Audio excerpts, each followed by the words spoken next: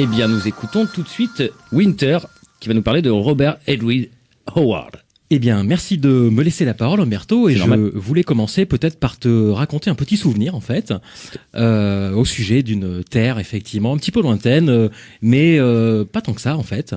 Je me souviens des forêts ténébreuses qui masquaient les pentes des sombres collines, l'éternelle voûte de plomb des nuages gris, les eaux opaques des rivières qui s'écoulent sans bruit, et les vents solitaires qui mugissaient le long des défilés.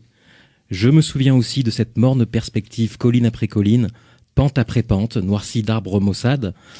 S'étendait ici notre contrée lugubre, et quand un homme gravissait un pic déchiqueté et plongeait son regard, son œil assombri, ne rencontrait que cette perspective à perte de vue, colline après colline. C'était une terre sinistre qui semblait retenir tous les vents et les nuages et les songes qui fuient le soleil, réduisant les hommes à des ombres spectrales. Il l'appelait Cimmérie, terre de ténèbres, de profonde nuit. C'est beau, bravo. Et ça, c'est que de l'impro, hein. Alors franchement, il est très très fort, c'est que de l'impro. Sincèrement, je regardais Emeric pendant que tu récitais ce poème, ce passage, et il avait les yeux qui brillaient. Non, vraiment, il était... J'ai vu un téton qui a pointé. En tout cas, il faut reconnaître, c'est très très beau. Alors c'est un poème tout simplement c'est tiré de Zazie dans le métro. Non, c'est pas vrai. Donc c'est un poème de Robert Erwin Howard, donc le papa de Conan, puisque c'est de ça qu'on va parler maintenant. Et c'est un poème qui s'intitule Cimmérie. Cimmérie donc, puisque la Cimmérie c'est une des contrées qu'on trouve dans l'œuvre dite Sword and Sorcery d'ailleurs, mais on y reviendra puisque je suis un pourfendeur d'étiquette, donc on reviendra à cette qualification. Donc un poème effectivement qui jette un petit peu les bases et l'atmosphère et bien du pays que vont arpenter les héros divers et variés de Howard. Ce poème Cimmérie, je vous ai fait grâce en fait des trois quarts finalement. Il a été écrit en février 1932 et j'ouvre les guillemets, disait donc Robert Howard, il m'a été inspiré par le souvenir des collines de mon enfance, vues à travers les brumes de cette pluie hivernale que j'aime tant. Donc c'est un petit peu très comment dire, nostalgique et en même temps nostalgique et puis très à l'image du bonhomme parce qu'on va le voir, lui-même se confondait assez souvent avec ses héros. Et ça va nous permettre aussi peut-être de battre en brèche quelques clichés sur Conan qu'on connaît par Arnold Schwarzenegger et John Milius.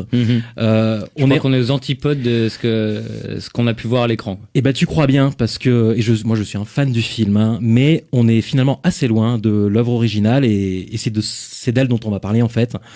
Voilà, je voudrais aussi rapidement faire une référence justement pour relier aussi à l'actualité parce que ça peut tous nous intéresser.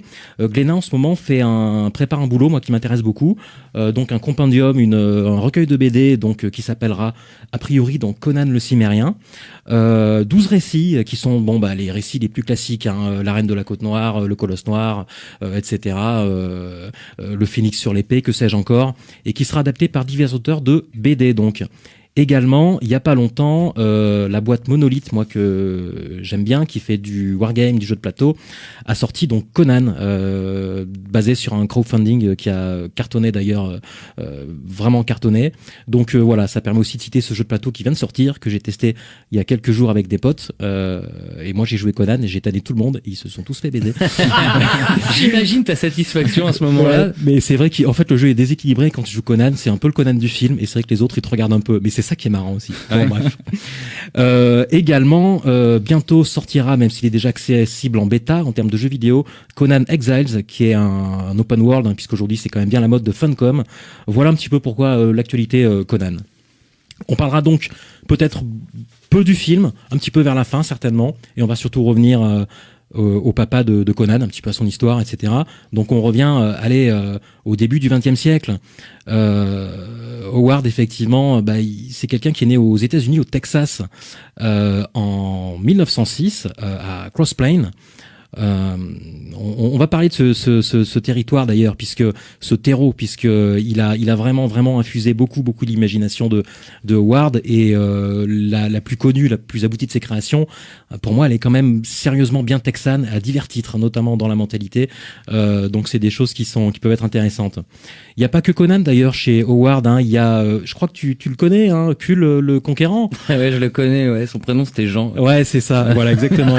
Et voilà, il y en a un qui est... se réfléchir à la blague, c'est pas N'est-ce compliqué, pas c'est scandaleux. Attends, je l'ai pas. Tu l'as pas, ouais. Il y a Solomon Kane aussi, on cherchera une blague aussi tout à l'heure sur lui. Solomon Kane, il est resté à la postérité et récemment il a été rappelé à notre bon souvenir avec une petite série B sympatoche, ma foi, qui était sortie peut-être il y a une dizaine d'années, je pense maintenant. Attends, Solomon Kane, c'est aussi Robert c'est Howard. Ah d'accord, c'est ok. son, on peut dire que c'est son peut-être deuxième héros le plus connu. Cool vient peut-être encore après. Ouais. Solomon Kane, voilà, c'est un des persos marquants. D'accord, Hein. ok.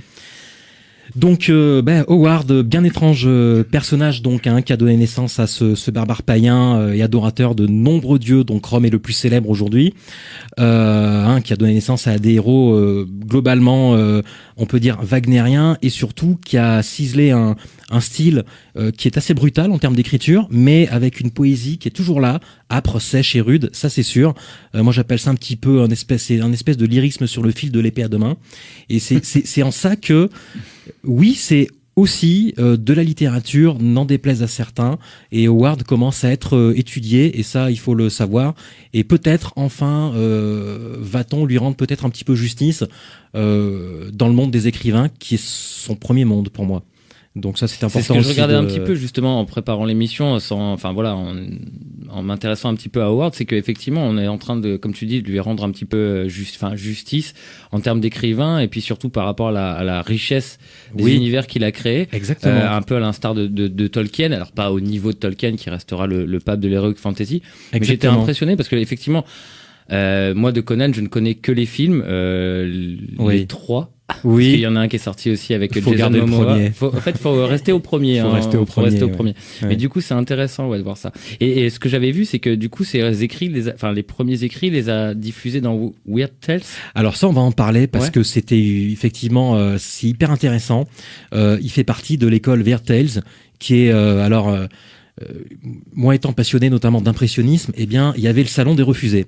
Weird Tales, c'était un petit peu le salon des refusés des écrivains de cette époque-là aux États-Unis, de ceux qui voulaient faire du fantastique et à qui on fermait toutes les portes parce que c'était pas bien, c'était pas beau, ça puait. Il y avait des femmes un peu à poil et des héros un petit peu trop barbares. Malgré tout, donc voilà, Weird Tales, on va y revenir.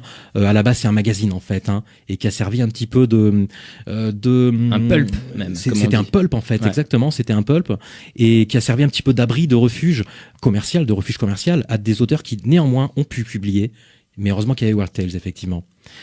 Donc effectivement, Howard 1906, il vient d'une famille terrienne. Howard, il vient d'une famille qui était très implantée dans l'agriculture texane. Ça c'est également très important. La terre, on y reviendra tout le temps là. L'humus, etc. Les racines, etc. C'est vraiment une des sources de rugosité de l'œuvre de Howard, ce milieu-là. Néanmoins, son père s'est extrait de ça et est parvenu à devenir médecin avec ce que je qualifierais d'une volonté constante et qui ne rechignait à aucun moyen pour y parvenir, puisqu'il est devenu médecin, à l'époque c'était possible, en achetant son titre auprès d'une école. Néanmoins, il fut apprécié, semble-t-il, de toute sa patientèle. Mais c'était un drôle de bonhomme, le père de Howard. Il a après enquillé plusieurs autres métiers. Il était aussi également pas mal escroc à la petite semaine. Il a fait aussi des métiers de vente, etc. C'était une figure insaisissable pour le petit Robert Howard, une figure paternelle totalement insaisissable. Et d'ailleurs, en reflet, on la retrouve, cette figure paternelle problématique dans Conan, parce qu'elle est tout simplement absente. Et voilà, donc encore une fois, quelque chose qui l'a marqué. Crossplane, c'est donc la bourgade d'origine, c'est une bourgade texane typique, très clairement qui ne laissait aucune place à ce que les États-Unis appellent les misfits, ce qui avait été joliment traduit d'ailleurs en désaccès dans le film du même nom. Les inadaptés, les rêveurs tendance bigger than life qui voulaient s'extraire encore une fois du petit. Voilà. Il y avait une chance néanmoins dans cet environnement. Eh bien, c'était sa mère, la maman de Robert Howard, qui l'a ouvert la lecture. Alors, on n'osera pas dire littérature. Il y avait une bibliothèque locale à cette époque à Crossplane, chose qui était pas si fréquente mine de rien. Donc, il a pu effectivement lire, fréquenter effectivement cet établissement, lire des petits bouquins d'aventure, des pulps, etc. Et puis tout ça, ça a introduit le virus et l'envie d'écrire qu'il a très tôt saisi d'ailleurs, vers 10-12 ans il a commencé. Excuse-moi, tu l'as dit au départ, mais on est en quelle année là à peu près? Quand Alors, il est né en 1906 et tu vois, il va développer ce goût et il va commencer à vouloir écrire et créer son imagination, développer son monde dès la dizaine d'années, tu vois, 1916. Donc on est dans les années 20, enfin, voilà. Ouais, d'accord, ok. On y reviendra, mais de toute façon, il va mourir très jeune, à 36 ans, et Conan est une œuvre qu'il a écrite en 3 ans et demi. Donc voilà. Il s'est révélé aussi adepte de poésie, ce que j'ai tenté maladroitement de démontrer d'ailleurs en début d'intervention. C'était pas maladroit du tout, c'était parfait, très bien récité. Et c'est tout à fait définissant dans son style. La Cimmérie, de toute façon, est une terre de poésie, encore une fois rude, mais d'une beauté sombre, tendance lac brumeux, forêt avalonienne, des choses très européennes aussi. Ça, chez Howard, il y a beaucoup de mythes européens qui ont réussi par capillarité à s'infiltrer et à ressortir. Dissiper le brouillard de la Cimmérie, c'est dissiper sa magie. Il faut accepter aussi ce mystère. C'est en ça qu'il est d'ailleurs très différent de Tolkien. J'en profite pour faire une petite digression rapide. Très proche, oui, dans la capacité à créer des mondes. Différent dans le sens où Tolkien a toujours abordé son travail en tant qu'universitaire, avec force recherche.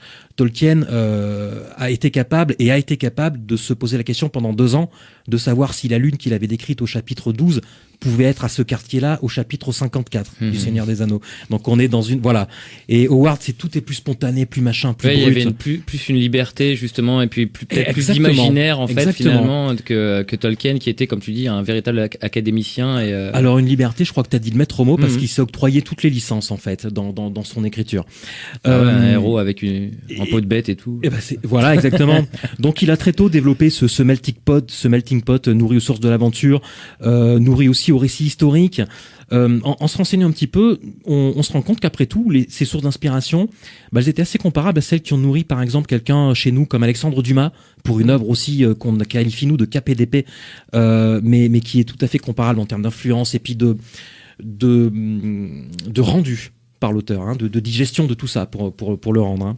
Alors c'est ce que je te disais il y a un instant, dès sa quinzaine d'années, Howard, il commence à écrire, il propose d'ailleurs déjà ses textes avec la volonté de les voir publiés, sans succès, les revues le refusent, il écrit encore pas assez bien, il est jeune, on accepte quelques petits récits rapidement qui sont syncrétiques, qui mélangent les histoires, les périodes, qui voient s'affronter des soldats, des hommes préhistoriques, mais le vrai tournant c'est quelques années plus tard effectivement, sur la vingtaine avec Weird Tales, donc un pulp qui commence à publier des auteurs fantastiques, et notamment un de mes écrivains moi préférés de Providence, qui est Howard Philip Lovecraft. Weird Tales, donc voilà. Ton prochain sujet. Ah, c'est possible. Avec Philippe. C'est possible. Ça peut être très très intéressant aussi. Ah, carrément. Il y avait beaucoup de points communs d'ailleurs entre Lovecraft et Howard, et la Sword and Sorcery, c'est aussi ça. Il y a, malgré les apparences, donc entre les deux, il y a un goût du tragique. Ça, on y revient tout le temps chez Conan. Conan est un héros tragique.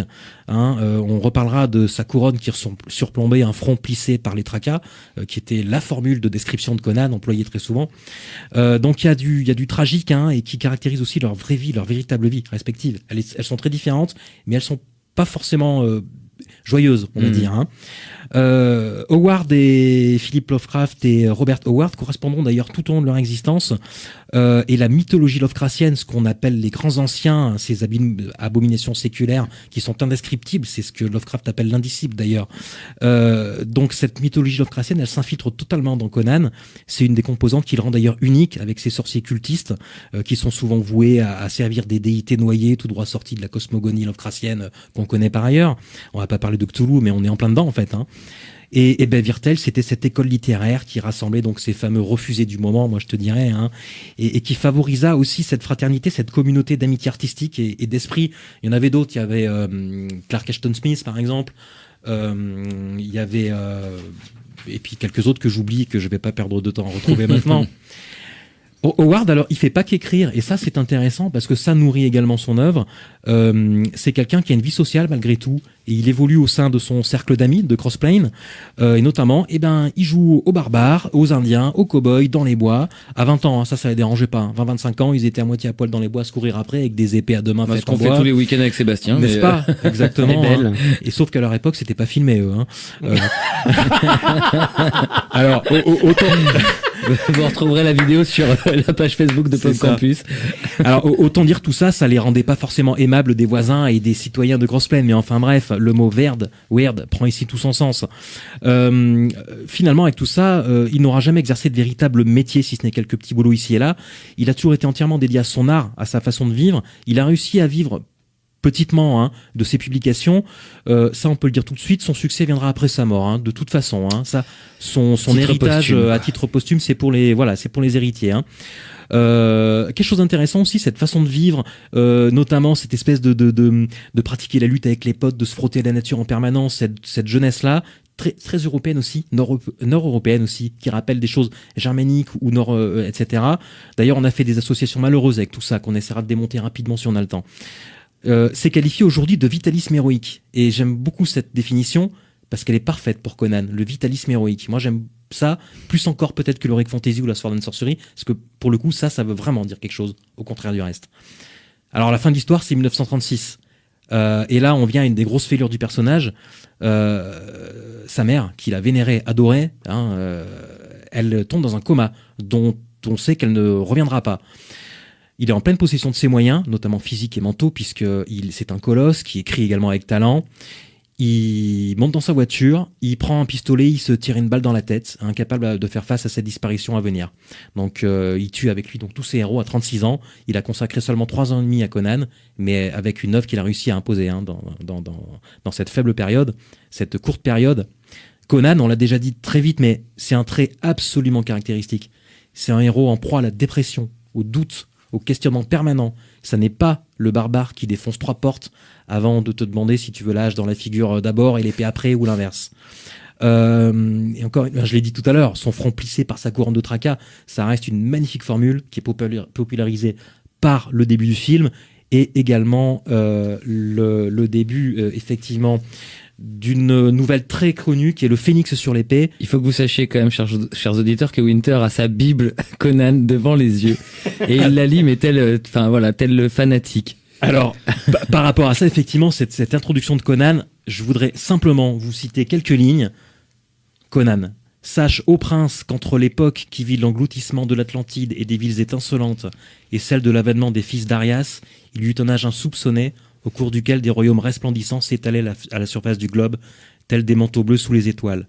La Némédie, la Brissonie, l'Hyperborée, Zamora et ses femmes aux cheveux noirs et ses tours mystérieuses aux horreurs arachnéennes, Zingara et sa chevalerie, Kos qui jouxtait les prairies de Shem, la Stygie et ses tombes protégées par les ombres, l'Hyrcanie dont les cavaliers étaient vêtus d'acier, de soie et d'or, mais le plus illustre des royaumes de ce monde était l'Aquilonie, dont la suprématie était incontestée dans l'Occident rêveur. C'est en cette contrée que vint Conan le Cimérien, cheveux noirs, regard sombre, épée au poing, un voleur, un pillard, un tueur, aux accès de mélancolie tout aussi démesurés que ses joies, Conan qui vint pour fouler de ses sandales les trônes constellés des joyaux des fils de la terre. Donc ça, c'est l'introduction magnifique de le Phénix sur l'épée, qui est aujourd'hui une nouvelle, je dirais, la pièce maîtresse de l'œuvre d'Howard. On va revenir donc sur ce personnage de Conan très rapidement, puisqu'on a parlé de Howard. La particularité de Conan, d'abord aussi, il y a une raison purement commerciale. Ses aventures, elles sont désordonnées, elles sont échevelées, elles sont sans fil chronologique. Tout simplement parce que ça obéissait à une logique de publication, de nécessité de l'éditeur de publier des nouvelles de ci, de ça. À un moment, s'il fallait de pirates, c'est parti. Et vas-y que je t'écris La Reine de la Côte Noire. S'il fallait parler du Grand Nord, vas-y que je t'écris La Fille des géants de glace. Donc voilà, il y a un aspect comme ça. Et c'est là, encore une fois, qu'on revient en contradiction avec d'autres auteurs comme Tolkien, qui eux étaient dans l'organisation la plus totale et absolue, puisqu'ils ont fini avec des chaires à Oxford, des gens comme Tolkien. Voilà. Donc là, Giborien, c'est donc cette période-là, c'est une période totalement syncrétique. C'est pareil dans la culture de Conan, qui se nourrit autant des mythes antiques que des mythes pictes, des Highlands, des sagas germano-scandinaves, et aussi il y en a très certains pour l'Orient. Et c'est là qu'on va peut-être démonter rapidement 2-3 clichés. Ça explique aussi cette logique-là de publication et de choses désordonnées. C'était aussi expliqué par le format exclusivement nouvelle. Encore une fois, publication périodique oblige. Rapidement, le film ne présente pas le héros. Le film est génial, mais ne présente pas le Conan qu'envisageait Howard. Selon Howard, Conan, il est... Alors, physiquement, Conan, il est pas si costaud que ça. Ça, on va tout de suite casser quelque chose. Il a pas les biceps d'Arnold, quoi. Non, il a pas les biceps d'Arnold. Il est basané, brun. il a un côté sumérien très prononcé. Donc là, on parle des anciennes terres de Cham et compagnie. On parle des anciennes terres irakiennes. On parle des anciennes terres de Perse. Là. Du coup, Jason Momoa pouvait avoir plus l'apparence physique. Oui. Même s'il est très très costaud aussi. Alors oui. Mais voilà. Moi, je suis pas du tout fan de son film. On est bien d'accord. Il était plus dans le physique, on va dire. On est bien d'accord. Il était plus dans le physique. Donc voilà, l'ancienne Perse, l'Antiquité orientale. Ça, c'est pour tordre le cou un petit peu à une idée reçue tenace qui veut relier, parce qu'il y a des trucs c'est pas bien, il faut le dire, qui veut relier un certain arianisme à Conan. Milius a fait beaucoup pour ça, en provocateur qu'il était, notamment par le film, le film qu'il a réalisé pour Hollywood en 81, produit par Dino De Laurentiis, et qu'il faut voir absolument malgré tout. Film d'ailleurs qui a une particularité que moi j'aime relever systématiquement. Conan est un film quasi expressionniste et qui est un film muet pour son premier tiers. Et ça, c'est génial quand même. Donc c'est très, pour un blockbuster que ça a été, c'est pas rien. Donc on n'est pas du tout dans cette espèce de truc arien qu'on a voulu coller à l'image de Conan. Et Howard d'ailleurs, au contraire de Lovecraft, Lovecraft qui était super limite lui. Howard lui n'avait pas une once de racisme en lui. D'ailleurs, d'un racisme, on pouvait même parler de racialisme à l'époque. Bref, Conan, rapidement, donc on l'a dit, c'est un costaud, mais c'est pas un bodybuilder. Il est caractérisé avant tout par son agilité physique et intellectuelle, et ça on le comprend aussi en lisant les nouvelles. Cette capacité pragmatique à comprendre une intrigue de palais, à l'anticiper et à agir avant qu'il ne fasse les frais du scénario imaginé par son papa Howard. Conan, c'est un fauve avant tout, et ça c'est un truc qu'on ressent bien dans les illustrations de Frank Frazetta, un auteur, un peintre très connu, qui a beaucoup illustré Conan. Je vais en terminer là en mentionnant une superbe édition qui date d'il y a 2 ans de Brajlon, qui a réédité Conan en 3 volumes intégral en respectant l'ordre initial de la publication des chroniques. Je voudrais également rendre à César ce qui lui appartient, parce que pour construire cette intervention, j'ai également réécouté une émission de France Culture, Mauvais Genre, qui date de 2009 et qui avait été réalisée avec Patrick Louinet, un expert de Howard, et dans laquelle j'ai repris quelques éléments, et ça je n'hésite pas à renvoyer aussi les gens qui seraient intéressés. Donc France Culture, Mauvais Genre, Patrice Louinet, ça peut être intéressant. Et on vient de parler du film. Mais ça va de retrouver le lien de l'émission à tout hasard, et on la partagera sur le mur de Facebook. Et je reviens sur le film en 30 secondes, ça sera ma clôture qui sera également tous les week-ends. Alors je le connais à peu près. Alors tu sais quoi, c'est un des premiers films que m'a montré mon papa. Et bravo, j'avais 4 ans. À 5-6 ans. D'accord. Et il m'a dit, on va regarder un film. Alors, des fois, il me faisait le coup comme ça. Un jour, je voulais regarder un film qui fasse peur. Il m'a fait voir Zombie 3 de Fulci. Bref. T'avais quel âge? 8-9, mais c'est génial. Et donc Conan, comme ça, je l'ai vu très tôt. Très tôt. Il y a dans Conan une scène extraordinaire, c'est le début avec la maman de Conan, le meurtre qui est exercé sur sa personne par James Earl Jones, alias Tulsadum, l'actrice qui ne joue qu'avec un regard. Mais quel jeu! S'appelait Nadiuska, et c'est quelqu'un malheureusement qui est décédé dans la misère la plus totale, le dénuement, il y a 2 ans je crois, et je voulais également donc rendre ce petit hommage à Nadiuska qui jouait la maman de Conan dans le film. Et tu fais très bien, et moi je t'applaudis parce que Dr Winter, c'était passionnant, vraiment passionnant. J'ai hâte que vous devisiez tous les deux avec Philippe et puis Emric également sur Lovecraft, parce que vraiment c'était super intéressant. Vraiment, bravo. Si j'ai pu attiser un petit intérêt sur Howard, j'en serais content. Moi en tout cas j'ai envie de re-regarder Conan le barbare avec toi, et je pense que les auditeurs aussi, donc ils vont tous se taper l'incruste chez toi. Vraiment, je le regarderai avec un œil neuf. Ouais. On va s'écouter une petite pause musicale, mais j'ai encore envie d'écouter en fait quoi. Et c'est Winter qui a choisi. Oui, alors pour l'occasion, c'est un morceau d'un groupe de heavy metal américain, un autre heavy metal que celui qu'on connaît. Je vais pas vous assommer avec des histoires de Doom et compagnie. Toujours est-il que le groupe s'appelle While Heaven Wept. L'album s'appelle, et c'est tout à fait approprié pour Conan, Of Empires Forlorn, c'est-à-dire des empires oubliés. Voilà. D'accord. Et on écoute ça. Du coup, Conan, il est devenu détective ou pas?